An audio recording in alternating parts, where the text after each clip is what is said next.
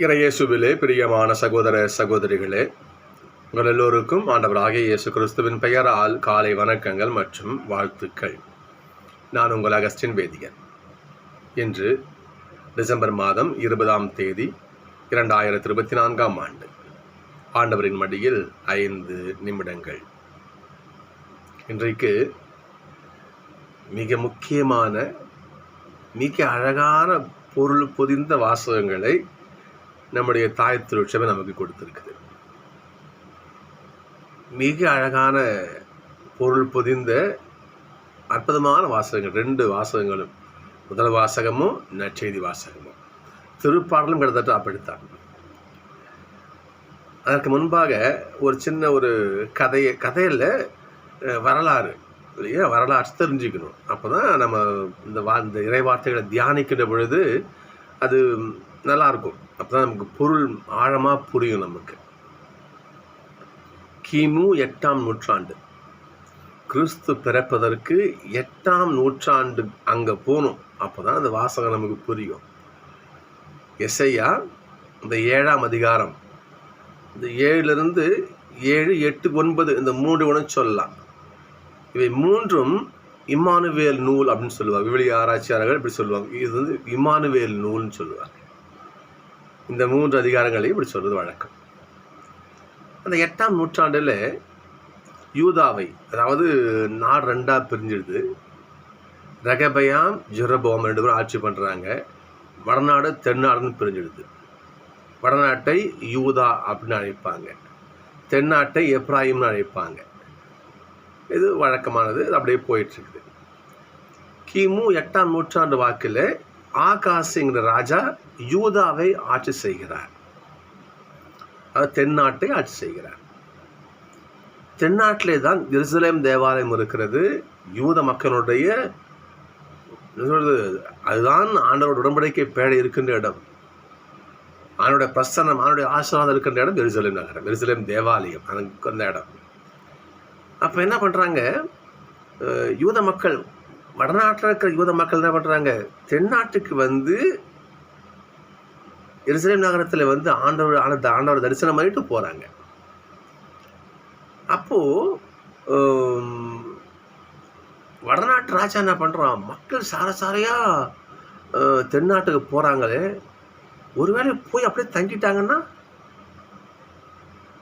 அப்போ என்ன பண்ணுறது என்று அவனுக்கு ஒரு மனசுக்குள்ளே ஒரு நெடல். ஏன்னா தென்னாடு அவ்வளோ மக்கள் மத்தியில் எருசலேம் தேவாலயம் இருக்கிற இடம் இல்லையா, மக்கள் சாரையாக போகிறாங்க, மகிமை கூடிக்கொண்டே மக்கள்லாம் அங்கே போகிறாங்க.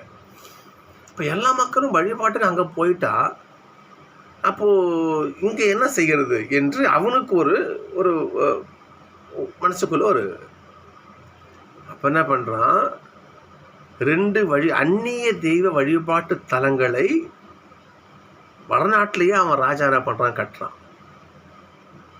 தான் என்கின்ற இடத்திலும் இன்னொரு இடம், அது எனக்கு நினைவில்லை, பிறகு ஞாபகப்படுத்தி சொல்கிறேன் இருங்க. தான் என்கிற இடத்திலும் அரசராகமத்தில் 10ஆம் அதிகாரத்தில் வந்த வரலாறு நீங்கள் வாசிச்சு பாருங்கள். தான் பெத்தல்ல, எனக்கு அது சரியாக நினைவில்லை, நான் சொல்கிறேன் இருங்க. அப்போ என்ன பண்ணுறான், அது 2 இடத்துலையும் அந்நிய தெய்வங்களுக்கான கோயில் அங்கே கட்டி மக்களை அங்கேயே கட்டி போடுறான். இங்கேயே சாமி கும்பிடு அப்படின்னு சொல்லிட்டு வேற்று தெய்வ சிலைகளையெல்லாம் அங்கே வச்சு கும்பிட சொல்கிறான். இது ஆண்டவருக்கு மிகுந்த வருத்தத்தை கொடுக்கறது, கோபத்தை உண்டு பண்ணுது. அப்போ ஆண்டவருடைய திருக்கரம் முழுக்க யூதாவில் தென்னாட்டிலே தான் அதிகமாக ஆண்டோடைய ஆசீர்வாதம் இருக்கிறது. அப்போ அது தெரிஞ்சு அவன் என்ன பண்ணுறான், அந்த வடநாட்டு ராஜா கூட இருக்கின்ற அந்நிய அந்த நாடுகள் இருக்கு இல்லையா, பக்கத்தில் இருக்கிற நாடுகள் கூட சேர்ந்து நம்ம கூட்டாக போயிட்டு நம்ம என்ன பண்ணலாம், நம்ம போயிட்டு யூதாவை தாக்கலாம் அப்படின்னு சொல்லிட்டு அவன் முடிவு செய்யறான்.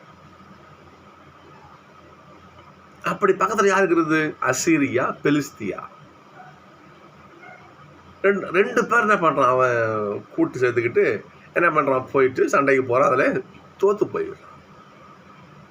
பிறகு சிரியாவோடு என்ன பண்ணுறான், கூட்டணி சேரலாம், நம்ம போகலாம். சிரியா அப்போ அந்த நேரத்தில் மிகப்பெரும் அரசு. அப்படி இருக்கின்ற அந்த காலத்தில் அப்போ இந்த யூதா தென்னாடு ஒரு கதி கலங்கி போகுது. ஏன்னா யூதா மிகப்பெரிய அரசு. அப்போ சிரியா மிகப்பெரிய அரசு. சிரியாவோடு எப்ராஹிம் கூட்டணி சேர்ந்து என்ன பண்ணுறது, 2 பேரும் சேர்ந்து போய் என்ன பண்ணலாம், போய் ஜெருசலேமை தாக்கலாம்னு சொல்லிட்டு முடிவு செய்கிறார். அப்போது இந்த 7 2 3 4 இதை வச்சு பார்த்தீங்கன்னா யூதா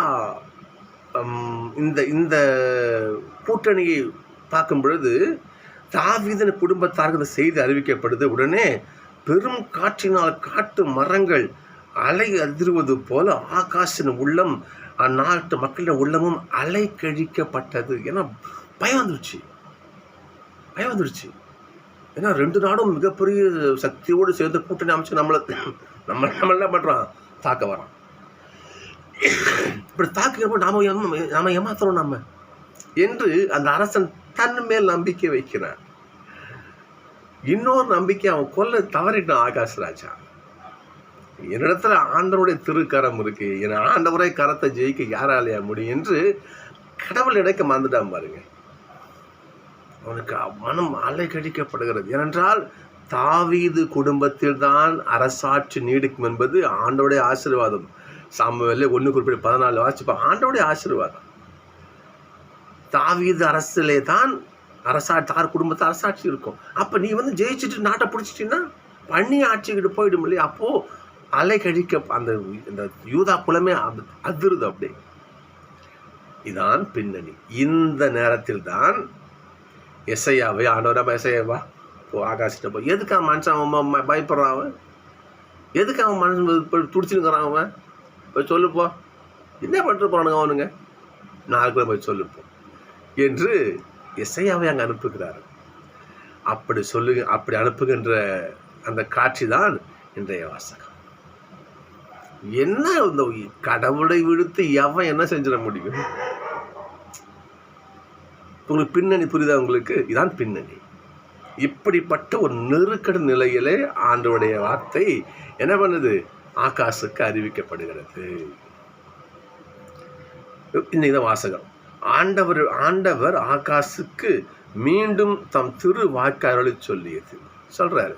எஸ்ஐயா சொல்ற, ஆகாசு ஏன் பயப்படுற, தைரியமா இரு, நம்முடைய கோட்டையே நம்ம கிட்ட இருக்குதுயா, யாரும் ஆண்டவருடைய திருக்கார நம்ம கிட்ட இருக்கும்போது நீ எதுக்கா பயப்படுற, தைரியமா இரு. ஒரு அடையாளம் கேளு ஆண்டவர்கிட்ட, உனக்கு இன்னும் நம்பிக்கை இல்லையா, உனக்கு ஒரு அடையாளம் கேளு ஆண்டவர்கிட்ட, ஆண்டவர் இதை நீங்கள் செஞ்சு காட்டுங்க, அடையாளம் கேளு, ஆண்டவர் கொடுப்பாரு. அதுக்கு ஆகாசம், ஐயோ நான் ஆண்டவரை சோதிக்க மாட்டேன், நான் ஏன்ற அவன் பயப்படுறான். கடவுளை கடவுளை செஞ்சா தான் இவனை காப்பாற்றுவோன்னு செஞ்சு காட்டணும். அப்போது ஆகாசுக்கு அந்த எண்ணம் கிடையாது. இருந்தாலும் ஆண்டவர் ஒரு செய்தியை அங்கே கொடுக்கிறார். இதோ இளம் பெண், ஆனால் இங்கே பழைய மொழிபெயர்ப்பில் கன்னி பெண் இருக்கும். மிக மிக தவறான அது வார்த்தை. அது கிரேக்கத்தில் ஆல்மாங்கிற அந்த வார்த்தைக்கு இளம் பெண்ணுன்னு தான் கூறி மொழிபெயர்ப்பு மாற்றி எழுதியிருக்காங்க. இப்போது முதல்ல கன்னி கரு தாங்கி தப்பு, கன்னி பெண்ணு வராது, இளம் பெண்ணுன்னு தான் வரணும். அங்கே கிரேக்க மொழிபெயர்ப்பில் மூலத்தில் ஆல்மாங்கிற வார்த்தை இங்கே பயன்படுத்தப்படும். அந்த வார்த்தைக்கு கன்னி பெண்ணில் இளம் பெண்ணுன்னு அர்த்தம். இளம் பெண் திருமணமான சின்ன பொண்ணாக கூட இருக்கலாம் இல்லையா, இளம் பெண்ணுன்னா இருக்கும். சரி, இது வேறு டாபிக், ஓகே, அது பிறகு இப்போ இதில் நம்ம மாறி போயிடக்கூடாது இல்லையா. ஸோ எஸ்ஐயா ஒரு அடையாளத்தை சொல்லுகிறார். இதோ இளம் பெண் கருவுற்று ஒரு மகனை பெற்றெடுப்பார். அந்த குழந்தைக்கு நீ என்ன பண்ண, இம்மானுவேல் இல்லையா, இம்மானுவேல். அந்த குழந்தை பிறக்கும் பொழுது இம்மானுவேல்னு அந்த குழந்தை அப்படின்னு அர்த்தம், கடவுள் உன் கூட இருக்கிறாருன்னு நீ அப்போ நம்புவோம். அந்த குழந்தை உன் கூட இருக்கும் பொழுது உன்னை ஒருத்தம் அசைக்க முடியாது என்று அந்த ஆசீர்வாதம் வார்த்தை அங்கே அவர்களுக்கு சொல்லப்படுகிறது. சகோதரர்களே, சரிங்களா? திரும்ப பாருங்க, அவருடைய வார்த்தையை சொல்லும்போது அப்படியே ஒரு இதோ கன்னிப்பெண், தப்பு வாசகம், இளம் பெண் கருவுற்று ஒரு ஆண் மகவை பெற்றெடுப்பால், அந்த குழந்தைக்கு இம்மானுவேல் என்று பெயரிடுவார். இம்மானுவேல் என்றால் கடவுள் நம்மோடு என்று இருந்தது. அந்த குழந்தையால் உன் அடிமைத்தனம், உன் மனசில் இருக்கின்ற பாரம், உன் மனசில் இருக்கின்ற காயம், பயம் அனைத்தையும் அவர் தூக்கி போட்டுருவார். நீ கவலைப்படாது. இந்த குழந்தை நேரடியாக யாரை குறிக்கும்னு சொன்னால் எசேக்கியாவை குறிக்கும். ஆகாஷனுடைய மகனை, அந்த இளம் பெண் யார் இருக்குன்னா ஆகாஷனுடைய மனைவி அபியை குறிக்கும். அந்த அபி அந்த பெண் தான் இளம் பெண்ணுடைய செயல் குறித்து சொல்லுவார். அந்த பெண் தான் ஆகாஷுக்கும் அந்த அபி என்ற அது கணவனை பிறந்த குழந்தை தான் எசேக்கியா. அந்த எசேக்கியா தான் என்ன பண்ணுவார், அந்த சீரோ இப்ராஹிம் அந்த கூட்டணி சண்டையை ஒழித்து அவங்கள தீர்த்து கட்டி யூதாவுக்கு வெற்றி கொண்டாட்டி கொடுப்பார் எசேக்கியா. அந்த போர் சூழல், அந்த சீரோ இப்ராஹிம் போர் சூழலை எசேக்கியா தான் முறியடிப்பார். மக்களை காவந்து பண்ணுவார், வெற்றியை குவிப்பார் அங்கே அந்த எசேக்கியா அந்த மன்னர். ஏன்னு சொன்னால் கடவுளுடைய ஆசீர்வாதம் எசேக்கியா, கடவுளுடைய திருக்கரம் எசேக்கியா கூட இருந்தது. கடவுள் நம்மோடு கூட இருக்கிறப்பட்ட என்னையா பையன், கொண்டவன் கூட இருந்தால் கூரை மேலே சண்டை போடலான்னு சொல்லுவாங்க, தெரியுமே, தமிழ் பழமொழி உண்டு. கொண்டவன் கூட இருந்தால் கூட மேலே சண்டை போடலாம். நமக்கு உரிமையான நம்ம கூட இருந்தால் என்னையா பையன். இம்மானுவேல், கடவுள் நம்மோடு இருக்கிறார். எப்ராஹிம், அசீரியா, பெலிஸ்தி, எத்தனை பேர் கூட்டணி எவன வரட்டுமே, எனக்கு ஆண்டவர் இருக்கிறார். சரியா?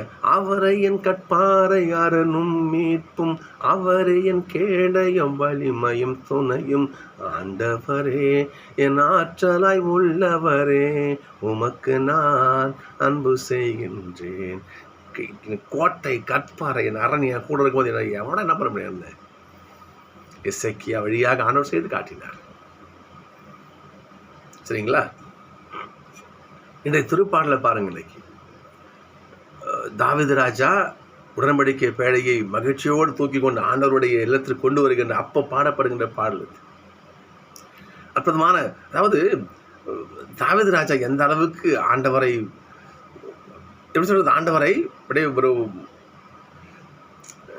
அது வார்த்தைக்கு அவர் பேர் உவகை கொண்டு இந்த வார்த்தையை பாடுறார். திருப்பாடல் 24 இந்த வாசகம், இந்த நிகழ்ச்சி வாசகம் நம்ம 2 சாமுவேல் 6 வாசிக்கலாம். நம்ம கடவுள் எவ்வளோ அது தாவீது ராஜா எவ்வளோ மகிழ்வோடு அந்த உடன்படிக்கை எருசலேம் கோயிலுக்கு கொண்டு போகிறாரு. வழிநடுக்க எப்படி பாட்டு பாடி ஆட்டம் ஆடி ஆண்டவரை மகிமைப்படுத்தி சொல்லுகின்ற அந்த திருப்பாடல். இந்த பல்லவியை பாருங்களேன். ஆண்டவர் எழுந்தருள்வார், மாட்சி மிகு மன்னர் இவர். இவரை விடுத்து எவனை அந்த உலகத்தை ஜெயிக்க முடியும்? அதை கீழே பாருங்க. அப்போ மண் உலகும் அதில் நிறைந்த அனைத்தும் ஆண்டவருடையது, நில உலகும் அதில் வாழ்வன யாவும் அவருக்கு சொந்தம். ஏனெனில் அவரே கடல்களின் மீது அடித்தளமிட்டார், ஆறுகள் மீது என்ன பண்ணார் அவரை, அதை நிலைநாட்டினார் அவரை. ஆண்டவர் மலைந்து இதை தகுதி உள்ளவங்க யாரு? அவர் திருத்தலத்தில் நிற்கக்கூடியவங்க யாரு? கரைப்படாத கையும் மாசற்று உள்ளமும் போய் தருவங்களை நோக்கி கும்பிடாத எவனோ அவன் தான் ஆண்டவருடைய இடத்துக்கு போய் சேர முடியும்.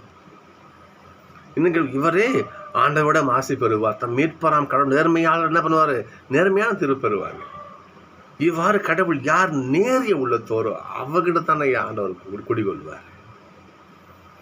ஆண்டவருக்கு இடத்துல பகை இல்லை, தீமை இல்லை, கெட்டது கிடையாது, அடிமைத்தனம் கிடையாது. இங்க பாருங்க, இம்மானுவேல், கடவுள் நம்மோடு. எசேக்கியா வந்தார், சீரோ எப்ராஹிம் கூட்டணியை உடைத்து தூக்கி அந்த ராஜாக்களை தவிடுபடி ஆக்கினார். மக்கள் எல்லோருக்கும் மகிழ்ச்சி கொடுத்தார். இந்த உலகத்தினுடைய அடிமைத்தனத்திலிருந்து, இந்த உலக அடிமைத்தனம் புரிஞ்சுக்கணும் நீங்க. இந்த உலக காரிய அடிமைத்தனத்திலிருந்து பழைய ஏற்பாட்டு இம்மானுவேல் விடுதலை கொடுத்தார். அந்த இம்மானுவேல் என்ற பொருள் நேரடியாக எசேக்கியாவை குறிக்கும். உரிப்பொருளாக மறைமுகமாக யாரை சுட்டி காட்டணும்னு சொன்னால் ஆண்டவர் இயேசுவுக்கு அது பொருந்தி வரும். ஏனென்றால் இந்த உலக காரியமான விடுதலையை எசேக்கியா கொடுத்தார். அந்த இம்மானுவேல், இந்த இம்மானுவேல் இன்றைக்கு நற்செய்தி வாசகத்தில் கப்ரியேல் தூதரால் முன்னறிவிக்கப்படுகின்ற ஆண்டவராக இயேசு கிறிஸ்து, இந்த இம்மானுவேல் நம்முடைய ஆன்மாவை என்ன பண்றாரு, அந்த ஆன்மா அடிமைத்தனத்திலிருந்து வெளிக்கொண்டு வருகிறார். இந்த உள்ளத்துல சொல்றது, அன்னைக்கு சீரோ எப்ராஹிம் சண்டையில மக்கள் எங்க நம்ம மனுஷனுக்கு மனுஷன் அடிமையா போயிடுவோமோ என்ற அந்த கலக்கத்தில் இருந்தார்கள். ஆனால் கடவுள் நமக்கு கொடுத்த இந்த ஆன்மா நம்மளது சாத்தானுக்கு அடிமையாகாத வண்ணம், பாவத்திற்கு அடிமையாகாத வண்ணம் நம்முடைய இம்மானுவேல், நம்முடைய இயேசு கிறிஸ்து நபனார் தன்னுடைய பிறப்பாலையை எப்பொழுது ஆண்டவர் இந்த உலகத்தில் ஜனித்தாரோ அந்த வினாடியை சாத்தான் அழித்தார். அதான் சொல்கிறது, அதான் தியாலஜி, அதான் இறையியல், அதான் இறையியல் தான். எப்பொழுது கடவுள் இந்த உலகத்தில் ஜனித்தாரோ அந்த வினாடியே சாத்தான இருந்தார். 1 Corinthians 15 பவுல் சொல்லுவார், சாவே உன் வெற்றி எங்கே, சாவே உன் கொடுக்கு எங்கே, பாவம் சாத்தான் நீ இப்போ வர படி வர பார்ப்போம், அங்கே பாரு, ஒரு குழந்தை அப்பழுக்கற்ற உலகத்தில் திறந்து விட்டது. ஆண்டவர் எல்லாம் கூடும். எப்பொழுது உன் ஆதிக்கமே இல்லாமல் இந்த உலகத்தில் ஒரு உயிர் ஜெனித்து இருக்கிறதோ நீ செத்து போயிட்டு, நீங்கள் அழிஞ்சு போயிட்டு. ஏசப்பா எப்போ அந்த உலகத்தில் பிறந்தாரோ அந்த வினாடியை சாத்தான் அழிந்து விட்டார். தான் சத்தியம், தான் உண்மை, தான் தியாலஜி. சரிங்களா? நல்லா கவனிச்சு பார்க்கணும். நம்ம கடவுள் பிறக்கிறவங்க இயேசு பாலன் சாவை அழிக்க வந்தவர். அந்த எசேக்கியா, அந்த இம்மானுவேல் இந்த உடலை அடிமைத்தனத்திலிருந்து மீட்டார். ஆனால் புதிய ஏற்பாட்டு இம்மானுவேல் என்னுடைய ஆண்டவர் இயேசு, நான் மாத்திட்டு சொல்ல, என்னுடைய ஆண்டவர் ஏன் இயேசுப்பா என்னுடைய ஆன்மாவை பாவத்திலிருந்து மீட்டு கொண்டு போனார். சகோதரர்களே, மனம் பாரமாக இருக்குதா? மனசில் ஏதாவது அப்படியே சங்கடம், கஷ்டம், ஏசப்போடைய குட்டி, அந்த ஏச குடியில் குட்டி கரத்தை வச்சுக்கிட்டு இப்படி பாருங்க, அந்த கையில் எடுத்து இப்படி போட்டுருங்க. புரியுதுங்களா? அவர் திருக்கரத்தில் உங்கள் எல்லாத்தையும் ஆண்டவர் எப்பா எனக்கு இது வேணாம், நீங்கள் வச்சுங்க, அவர் ஒப்பு கொடுத்துருங்க எல்லாத்தையும். உங்கள் மனசுக்குள்ள கஷ்டங்கள், பாரங்கள், என்ன மனசில் இருக்க புழுக்கம் இல்லையா, என்ன கஷ்டம் எல்லாத்தையும் கொண்டு போயிட்டு அந்த குட்டி பாலனுடைய காலில் போட்டுருங்க. எல்லாத்தையும் அவர் எடுத்துக்குவார். சுத்தமான மனசு நமக்கு கொடுப்பாரு, மகிழ்ச்சியான மனசு நமக்கு கொடுப்பாரு. எப்பொழுது அந்த அருளை இப்போ நம்ம தகுதியாகணும்ல, அதுவும் கவனிக்கணும். நாம் தூய உள்ளத்தோடு இன்னைக்கு திருப்பல் வாசம், ஆண்டவருடைய மலையில ஏற தகுதி உள்ளவர் யார்? வாசம் இல்லையா? யார்? கரைப்படாத கைகள். நம்ம கையை கரைப்படாமல் பார்த்துக்கோமே. மாசற்ற மனமும் உடையவர், கரைபடாத கை, சுத்தமான கை, மாசற்ற உள்ளம். ஆண்டவர் வேற எதுவும் கேட்கலங்க, 2 தான். இந்த உடலையும் உள்ளத்தையும் சுத்தமாக வச்சுக்கிறார். ஒடிமானம் எங்க பாரு, கரைப்படாத கை. இந்த உடல் சுத்தமாக இருக்குதியா? ஆண்டவருக்காக அந்த உடம்பை நான் வச்சிருக்கேன். நான் உடல் சுத்தம், வெளிப்புற சுத்தம், மாசுபடாத உள்ளம், மாசற்ற உள்ளம். அப்போ உனக்கு புறமும் தூய்மையா இருக்குது, அகமும் தூய்மையா இருக்கும் பொழுது கடவுள் நம்ம கூட்டில் வந்து குடிக்கொள்ள அவருக்கு இன்னும் கசக்குமா? சொல்லுங்க. 2 தான் கேட்கிறான். பாருங்க பாப்போம். கரைபடாத கைகள், மாசு இல்லாத உள்ளம். இன்னும் ஒன்று பாருங்க பார்ப்போம்.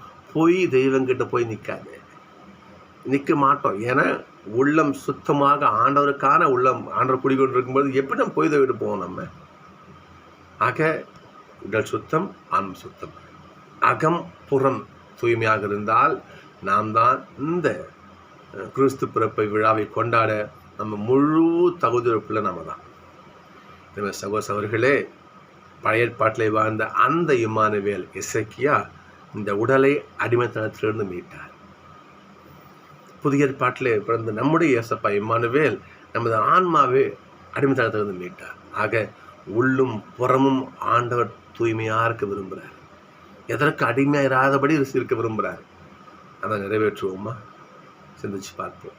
உடலையும் உள்ளத்தையும் தூய ஒரு பொக்கிஷங்களாக பாதுகாத்து அவை 2ஐயும் புடியிலே பிறக்க இருக்கின்ற இயேசுப்பாவுடைய பாதங்களுக்கு இந்த குழந்தை இயேசுக்கு காணிக்கையாக கொடுப்போம். அதற்கு ஈடாக ஆண்டவர் தாமே தன்னுடைய குட்டி திருக்கரத்தால் காலம் முழுக்க நம்மளை ஆசீர்வதித்துக் கொண்டே இருப்பார். 2 நாள் சந்திப்போம்.